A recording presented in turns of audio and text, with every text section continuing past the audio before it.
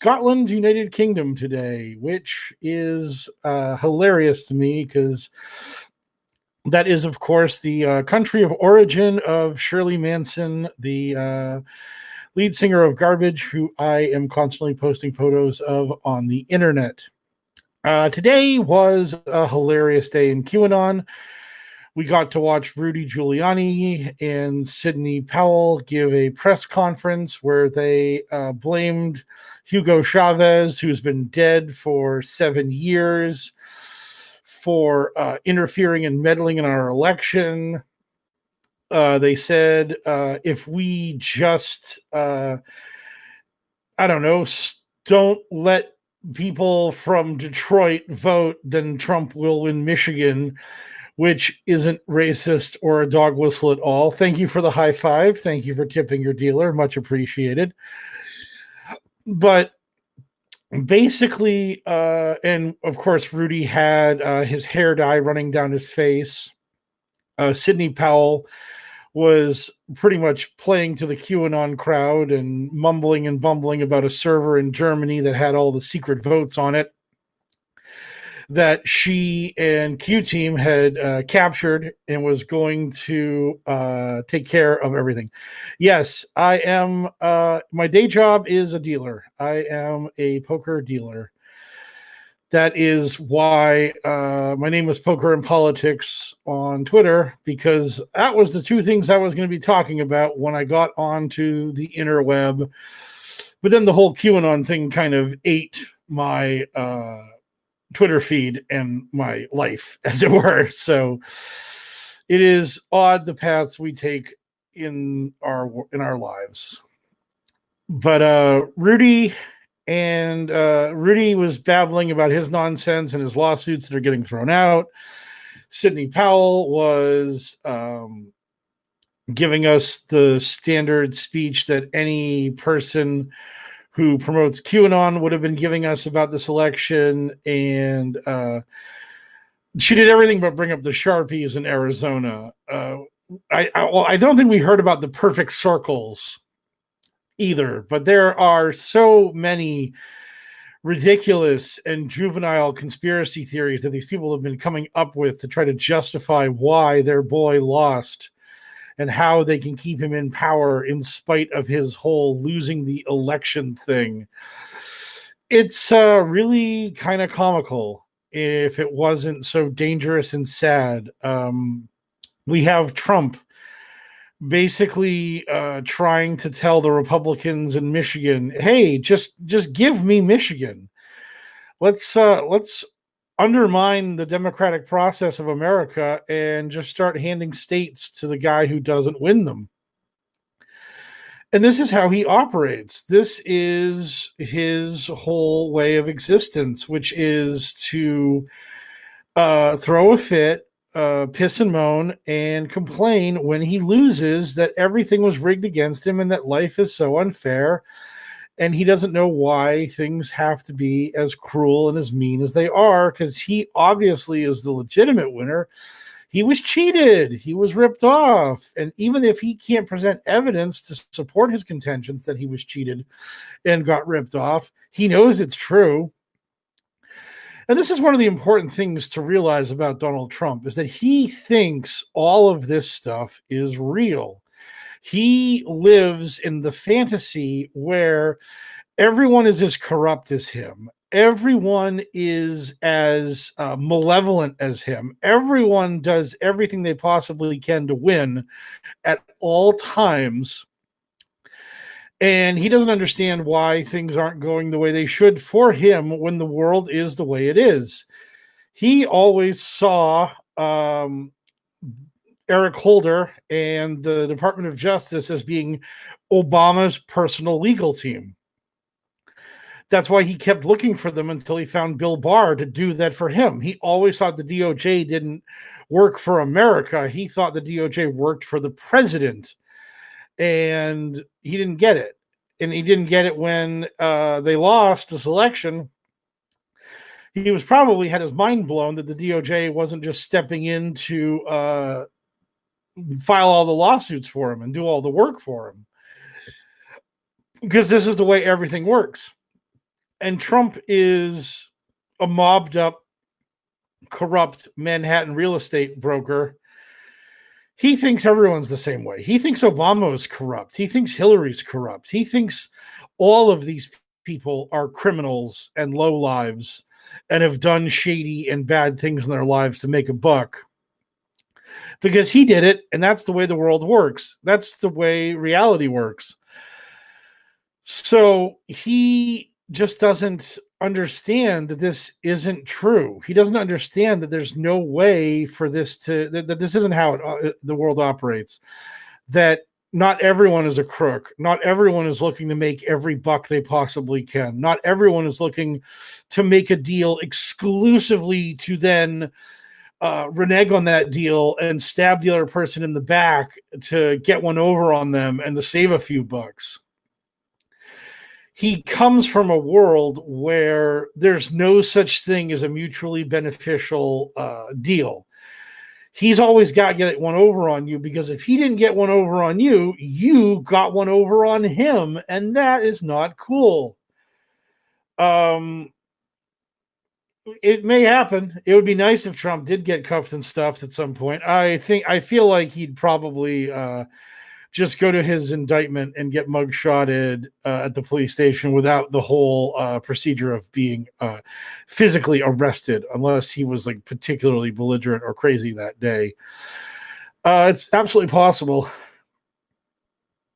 Thank you. I have this neck gaiter, and I also have my my water blue neck gaiter that I didn't like that one as much because the blue one kind of it's too light around my face, and it makes my mouth just very obvious when I'm talking, and it eventually gets dark around my mouth area from all the spitting and saliva and all that good stuff. So it's poor presentation compared to my criminal about to break into a house neck gaiter that I got going now, that I think is a lot more clean, a lot better looking. So, hey there from LA. I hope are you from New York? Is this the New York Southern District you're talking about? I hear good things about them, as it were, vis-a-vis the whole tax case and the investigations into the Trump Foundation and all the other good stuff that is being done right now, that are state charges that are unpardonable by the president, which is a nice thing, so that President Pence can't do anything about this.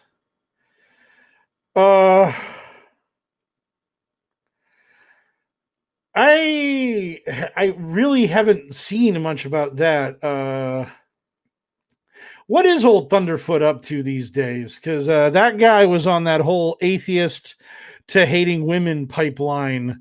I've heard he's kind of gotten away from the Anita Sarkeesian hatred and is like kind of getting back to his element. I don't know if I can absolve him of his crimes, as it were, because I haven't really not up on him. But that is interesting that the algo does that kind of stuff, because I just think that they really don't know what they're doing, except in the sense that if you have a new YouTube account, eventually you'll be driven into the right-wing fever swamp pretty quickly. It'll take about 8 next options, as it were, something like that. But I've seen people do stuff like that. If I'm on Reddit, I don't know. My producers are putting me on Reddit, so if you can upvote me and increase the visibility of my existence so that more trolls can come into my chat so I can argue with them, that would be delightful, because I am all about having delightful conversations with folks. I don't know exactly what the HAPS Reddit interface is, but hopefully I'll figure that out soon enough. We're still in beta here, as it were. So just trying to roll the punches and do what I can. This week's been really weird, because like last week I had like over 1,000 viewers, and this week I'm like tickling only like 300 or so. And it's just like when you're like just hustling and chasing after those engagements, You're like, no, where's my audience? Where are the trolls? Where's the fighting? But who knows? But I do not work at Foxwoods now.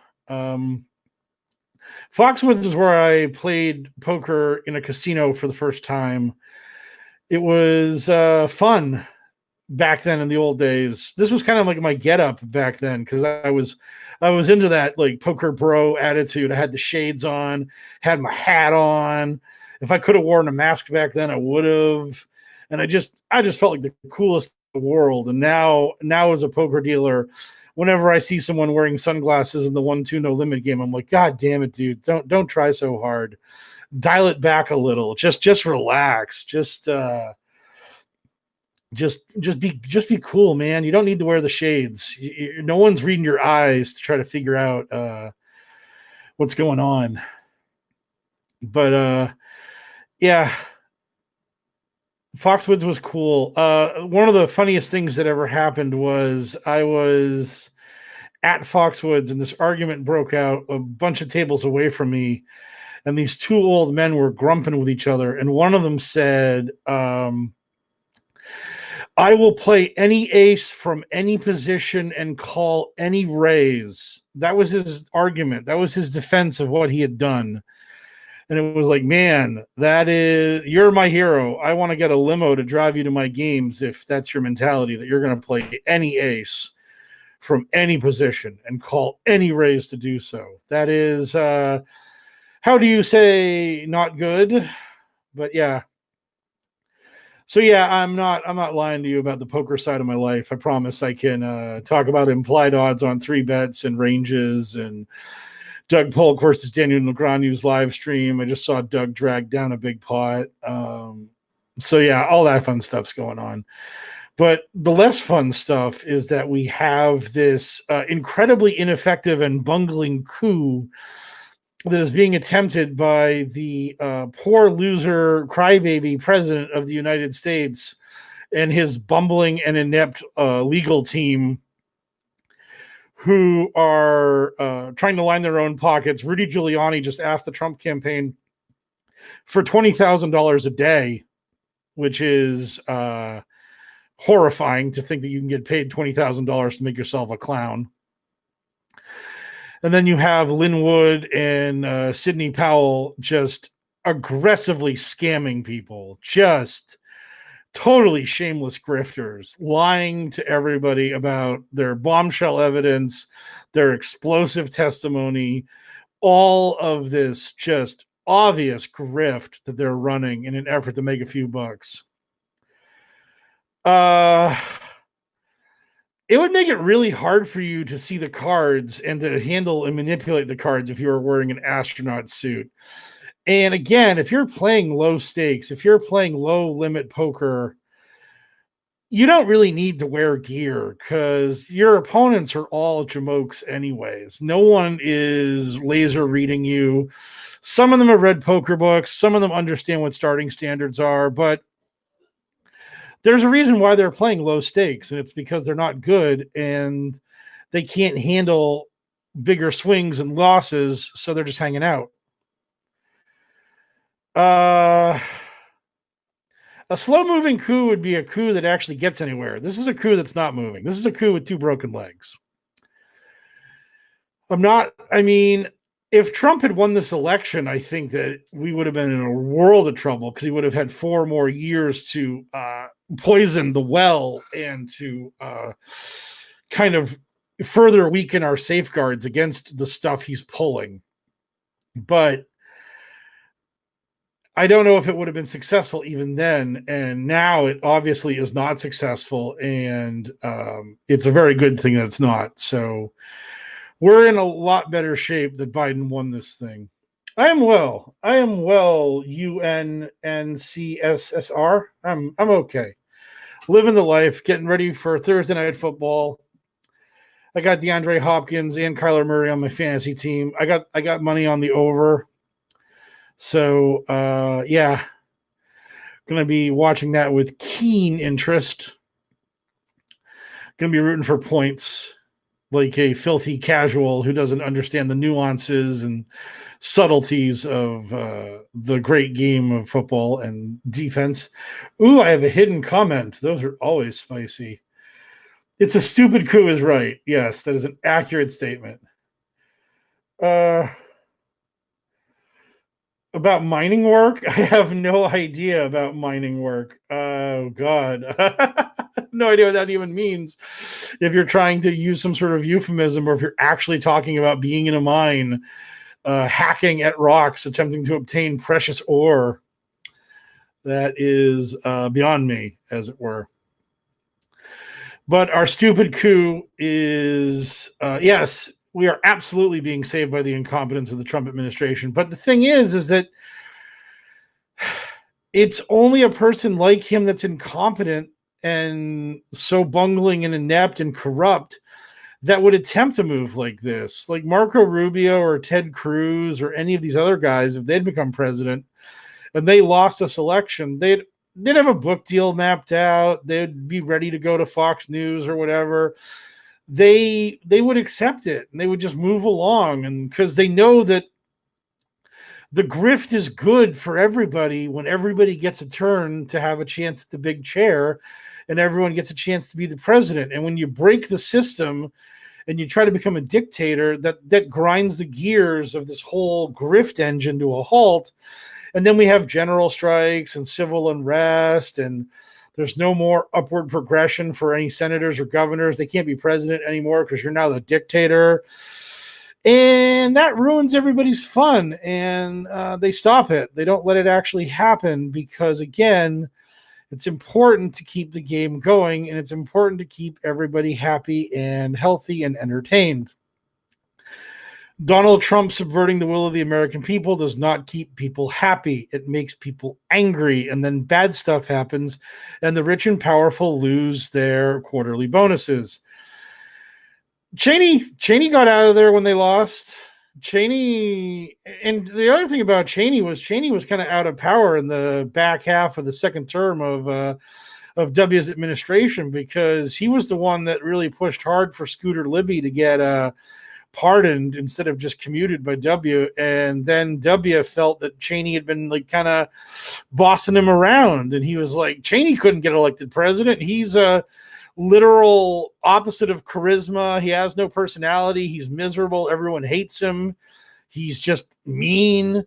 And I'm the president, so go pound sand, Dick Cheney. And Cheney wasn't really in the inner circle in those last couple of years of the administration because Bush felt that he'd kind of played him. And when you're the president and you feel like you got hit with the razzle dazzle, you can kind of take that out on anybody you want to because you're the head, you're the chief, you're the head man. So, I mean, if we had a president, and if we had a President Cheney, no way he would have done something like this, because he would have just gone and collected all his money from Halliburton and all the other places he'd gotten his tentacles into. For Trump, this is his scam. Being the president is how he makes his money. He doesn't have anything lined up after the presidency, except for state charges in New York and other possible criminal proceedings. I mean, he's terrified and he's fighting this because he doesn't have a future. He doesn't have anything planned. He's not going to write a book. He's practically illiterate. And if he tried to talk to a ghostwriter, the ghostwriter would quit after 20 minutes because everything he said would be a lie. And they knew they couldn't publish it because everyone that like Trump talked about would be like, no, that's not how it happened. He's full of crap. So, I mean, oh yeah, also that. But I mean, hey, Trump killed 250,000 people and he still was kind of competitive in this election. I mean, the Electoral College gave him a chance. He's going to lose by like a 5 or 6 million votes, but that's America, I guess. I don't know. It's not great. But this is that's where we're at, is that we have a bumbling moron and an absolute clown car full of bad lawyers running around lying on his behalf, trying to make it look like he can still win this thing. When tomorrow Georgia's going to certify their vote and they're going to certify that Biden won. And Michigan and Wisconsin are going to certify Monday. Pennsylvania will certify shortly thereafter. And December 14th is when the electoral colleges meet all around America and cast their votes. And these are public votes that are known. And it's not like the electoral college runs to Washington, D.C. and then casts their votes and the magic happens and we have a president. The electoral colleges cast their votes in their states. They write them down, and then those written down votes go to D.C. So if you don't vote the way the party wants you to vote, they just pull you. They say, hey, idiot, get out. And then they bring in somebody else as a new elector, and that elector votes the way they're supposed to. Because faithless electors only happen when no one cares about the result. Whereas now, the Democrats really care about the result. So they're not going to have faithless electors, because you don't get to become an elector if you're not a party loyalist who's going to vote the party line. That's how this works. Yes, absolutely. Keep calm and say yes, Daddy. That's not great. That's kind of a scary last section of your name there. That was, I don't know, unnerving, one could go so far as to say. Score prediction for tonight. I'm going to go like 41-35 Arizona. I got over 57 in this game. So I have to go high. But I don't think that there's a lot of defense in this game, because Arizona lost one of their defensive linemen. I know they just grabbed another guy off the street to plug in, but there's a reason why that guy was on the street before this game, and it's because he's not as good as the previous starter they had. Seattle's defense is a sieve. Seattle got their running backs back tonight, so I feel like they can run the ball and they can throw the ball. I think both teams are going to have no problem scoring. So I'm just hopeful that the Cardinals end up with more points than the Seahawks, because the Cardinals are kind of my de facto NFC team, because I love Larry Fitzgerald. This is a Larry Fitzgerald jersey. You can't see the 11s, but I promise they're there. Come on, 11. There we go. Boom. You can see the top of the 11s. And I just want to see the Cardinals go on a run and make it to the Super Bowl and get lucky and win the damn thing so Larry Fitzgerald can get a ring.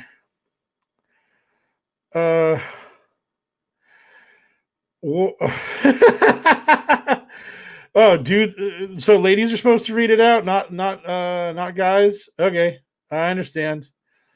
I have violated bro code in some way, and I need to be punished for my transgressions. Apparently, that is understood and accepted. But yeah, I think this game will be pretty high scoring. I loved the total as soon as it came out, and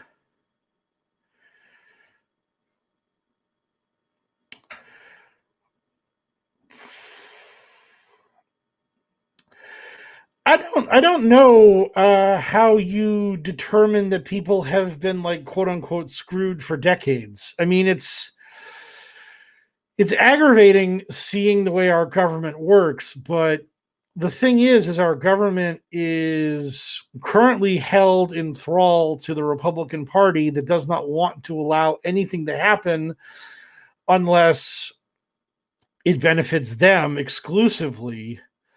And that's the way we've been since basically 1996, when Bill Clinton won re-election and the Republicans realized, hey, even if we make a deal with the Democrats and the Democrats do what we want, they might take credit for it, and then they might win elections off of those things, and that's bad, so we got to stop working with them. And that's when the Republican Party became the party of no. And the only time the Republicans can be brought to the table to negotiate is when rich people's money is at stake. Because when Obama, I believe it was in 2010, he wanted to get Don't Ask, Don't Tell repealed. It might have been 2010, it might have been 2012, I forget which one. But the gist of it is there was the lame duck session, and the Bush tax cuts were going to expire. And Obama managed to get the START treaty passed, first responder money, and he got Don't Ask, Don't Tell repealed from the military so that LGBTQ people could serve openly and proudly in the military. He got that all in a compromise in exchange for giving rich people tax cuts to keep their money. And that was like the last time Republicans ever went to the table. So whenever you hear these Bible bangers screaming about Adam and Eve and not Adam and Steve and how they vote Republican to try to restore Christian morality, know that Republicans will throw Christian morality out the door the moment a nickel is being taken away from a rich person and they can save that nickel. That's what they care about. That's what really matters.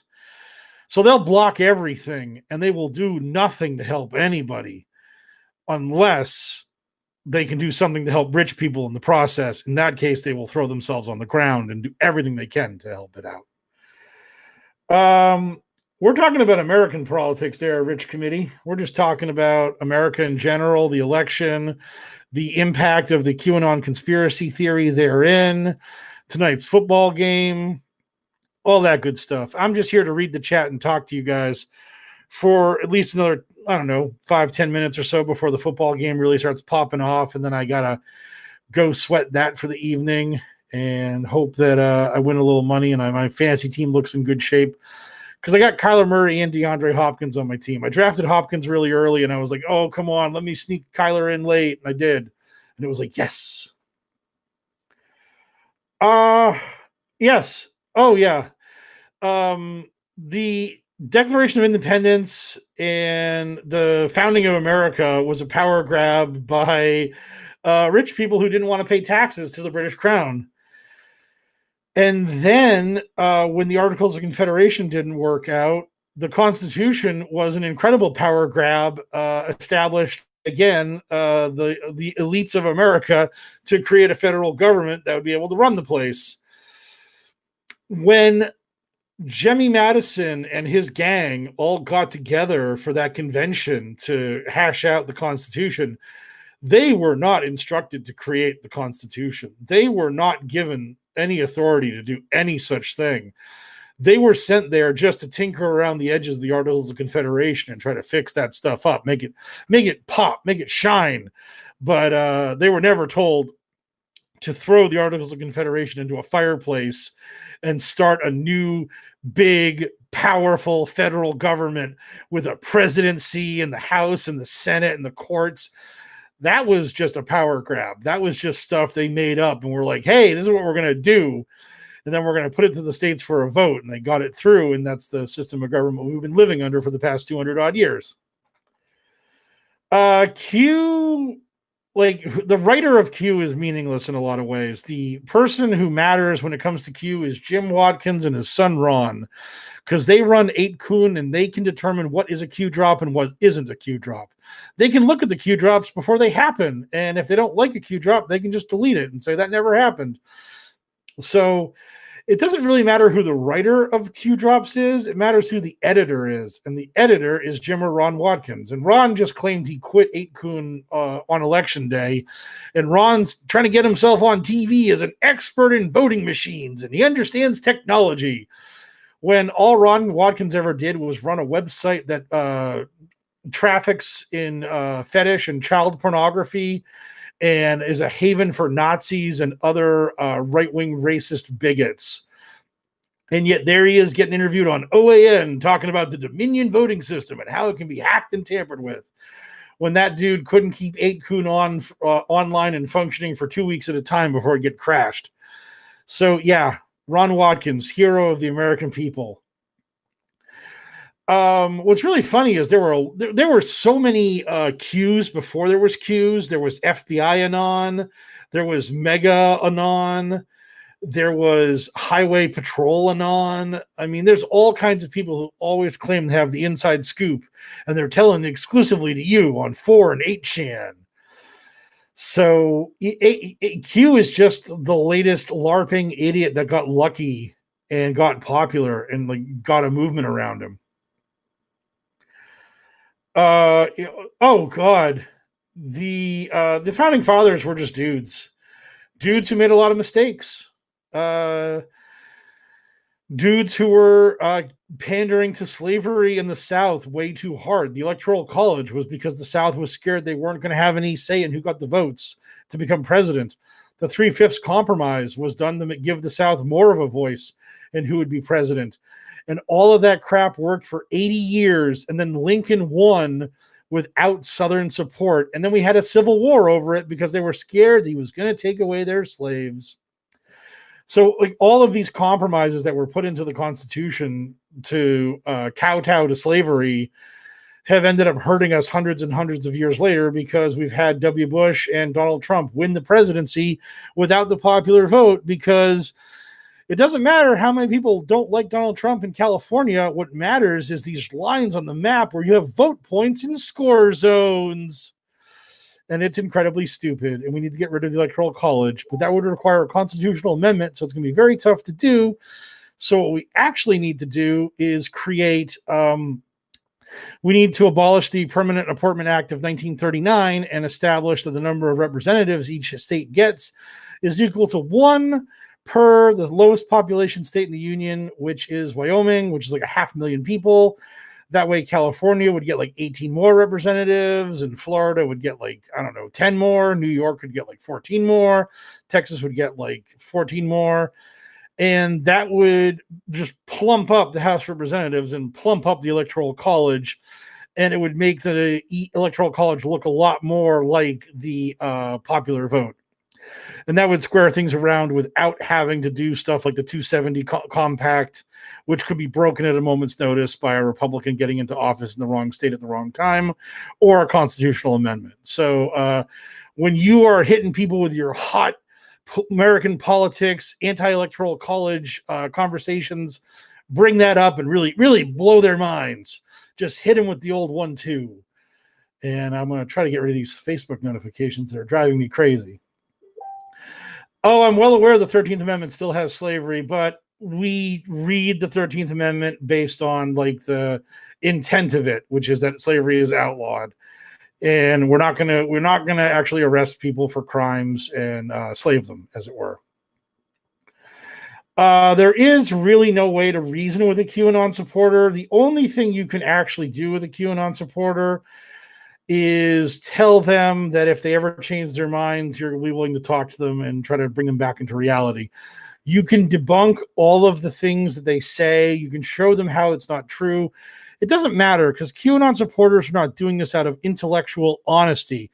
They're doing this to fill an emotional need. They want to feel powerful. They want to have insider knowledge nobody else has. They want to feel righteous. They want to feel excited. They want to feel like they're a part of some great thing that's going on in our world that nobody else knows about. That's the reasons why people join this kind of stuff. And it's also because they might feel socially distanced from their family and their friends. And then QAnon offers them brotherhood, solidarity, a community. And they find all of that reassuring and good. Deprogramming is tough. It's a tough thing to do. It's kind of a tough term even to use. I don't even know what deprogramming really means in the grand scheme of things. But you've got the best thing you can do for someone who's in the QAnon is to get them away from the internet for a week or two. And it's tough to do that now in COVID world. So you got to kind of roll with those punches and just kind of hope that they figure it out for themselves, and that you can slowly move them away. Scientology, it is. QAnon is just Scientology, only they don't have a structure where they suck $20, $30, $40, $50,000 out of you before they tell you you're a Thetan level 8, and they don't bring up Xenu. But it's absolutely Scientology. It's absolutely a cult. It is a series of ridiculous beliefs and incoherent ideas that they don't want to tell you about until you get too far into it and you don't escape. Like, they don't want to tell you about the adrenochrome harvesting plants. They don't want to tell you about the fact that Hillary Clinton and Huma Abedin drink the blood of children, gain eternal life. They don't want to tell you about all the really weird stuff they believe in. They don't want to tell you about Project Looking Glass, where Donald Trump is scrying the time streams to find the best future for America to live in. I'm aware of all of the prison slave labor stuff. I know that these bad things happen, but again, I will take America post 13th Amendment over America pre 13th Amendment. America's not blameless. We have tons of problems. That's a bad thing that shouldn't happen, and we should work to stop it. But I just think that slavery is abolished in America. And I know there's things we can point out and there's things we can say are wrong and bad, and those things have to be fixed. But the wording of the 13th Amendment was done the way it was done to get it passed. Everything in this world is a political compromise that you can look back on and say, that was a mistake and you shouldn't have done that. You should have stuck to your guns. But Lincoln was worried about the fact that if the amendment didn't get passed during the war, that there would not be substantial political will to get the amendment passed after the war, that people were going to pretend that slavery wasn't the real problem that caused this war to happen. And that's what happened in America now. If you poll 100 Americans, what was the cause of the Civil War? 50% would say states' rights, 40% would say slavery, and 10% would say, I don't know, both or whatever. And that's where we're at. We whitewash our history. We try to absolve the Confederacy of its terrible crimes. And it's not great. So yes, mandated prison labor and all that kind of stuff is bad, but I don't know that at this moment in my life, it's my hill to die on when it comes to talking about slavery and the 13th Amendment. So I want to fix that. I hope we can fix it. I mean, everything in our society is a slow, painful, horrible grind, because that was the way our laws were designed to be made, that everything would have to be double and triple checked. Everything would be arduous and painful, because the founding fathers didn't want laws made slapdash and willy-nilly, because they were afraid of things like the Patriot Act, where we freaked out after 9/11 and just gave the government all kinds of powers very quickly without even really thinking about it, because we got hit. We didn't want to get hit again. So, I mean, fight for the ending of forced labor in prisons at the state level, fight to abolish cash bail, fight for more criminal rights. I mean, the Constitution was literally designed to protect the rights of the accused in a crime. From the Fourth Amendment pretty much up until the Eighth Amendment, it's all just, if you are charged with a crime, you have all kinds of rights. Because that's what the founding fathers were really scared of, is that people were going to get railroaded by the government and accused of crimes they hadn't been committed, and then the government would use its power to throw them in jail. Our prisons are an atrocity. Absolutely. You're right about all. If I was president, I would pardon every drug-using criminal immediately. I would end the drug war.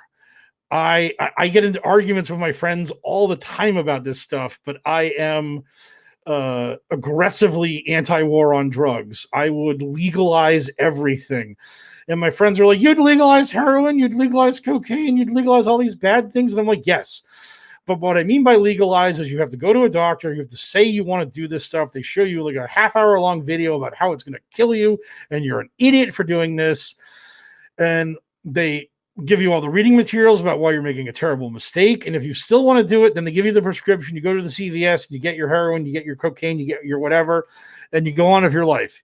You take that money out of the black market and you put it into the coffers of our benevolent corporate overlords, and you legalize all of it, and you get those people out of prison, and you take that money away from the drug cartels and the criminals and all that stuff. And I understand that's way more left than most people. And if I ever ran for office, I would have this video played back at me, and I'd say, "You don't know that was me. Who could have been? Anyone could have been that masked man." But that's where I am on that kind of stuff. And it's ridiculous. It's ridiculous that we have this war on drugs.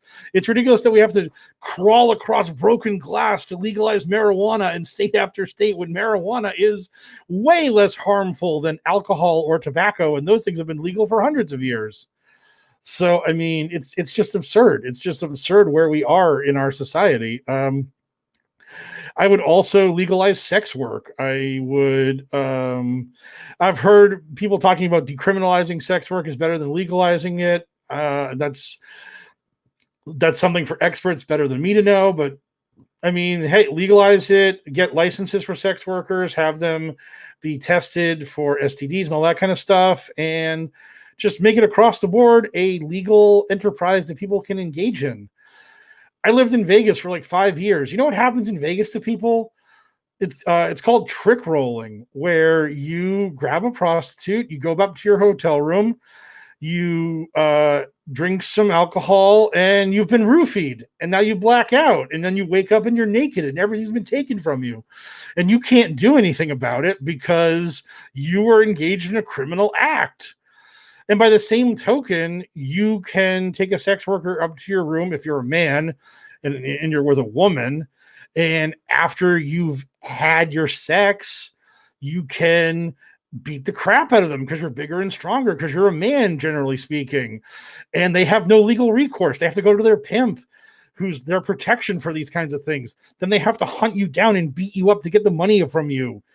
And like all of that is bad. That is not a good system for things to be done.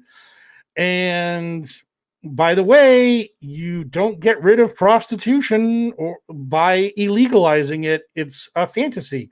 You can't legislate morality. People want to do drugs. People want to bet on sports. People want to pay for sex. People want to do these things. And you can't tell them, no, we're not going to let you do that, because it'll never work. People are going to find ways to do these things. And legalizing people's vices and allowing people to make a buck off them legally, fairly, and cleanly under regulations is a lot better than letting the criminals determine these things. That's just how I've always seen things. And this is going way off the rails from where QAnon is, but hey, I mean, this is what happens when I read the chat and I talk to people. So I'm just here to spitball with you guys and just see where you guys lead me on my journey to Chatland, as it were. And I think I'll give you fine folks another like 5 minutes or so before I settle in for the football. Go Cardinals. Let's do this. I need lots of points. Fantasy-wise, scoreboard-wise, everything-wise. If anyone's got any good ideas for like sleep aids, let me know, because I have not been sleeping at all. I am exhausted the last few days. It's been terrible. Don't recommend going without sleep. I'm going to go to bed real early tonight. I usually go to bed around like 2 a.m. Probably going to go to bed around midnight or so tonight because I can't keep my eyes open. It's very frustrating. But yeah, you guys don't want to hear me complain. You just want to hear me talk about whatever's going on in the chat and QAnon and football, the important things in our lives, and the slow rolling failed coup by Donald Trump that is getting more and more pathetic by the day. I just can't wait until it's over and he like gives up on it and then just runs for president, and just announces he's running for president again in 2024. And he just tries to Grover Cleveland this stuff. It's going to be so great watching the right wing of America try to figure out what to do about Trump 2024, because he lost. He's going to lose badly. And 4 more years of him being a weirdo outside of the White House probably isn't going to earn him more voters. And Biden's going to get the benefit of the vaccine ending COVID. So even if Biden's like pre-vaccine COVID plan isn't aces, he's still going to be the president that we got through COVID with. He's going to get that post-COVID bump. So that's going to be interesting. So yeah, it's going to be very weird to see if they try to like stuff Donnie in a locker, if they hope he gets arrested for his crimes. Who knows? I don't know exactly how it's going to work out for them, but I do know that like they're going to be finding that it's going to be not great to have a crazy narcissist out of power trying to get back into power, who's not happy with Fox News because they didn't rub his feet enough and make him feel special and happy and all that good stuff. So it's frustrating in a way that you have to live day to day, that you have to wait for all these big payoffs. You just can't wake up on December 14th when the Electoral College is certified. You can't just wake up on January 20th when Biden is sworn in. You actually have to go through the days. You have to actually watch the Rudy Giuliani press conferences. You actually have to watch all this silliness, and you get the payoff later. So I'll probably be back like really late on Friday night or really late on Saturday night to go over Sunday's football games and talk a little bit more about all the QAnon silliness.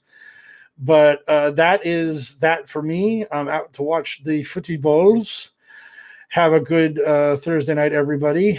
And I will catch you all later.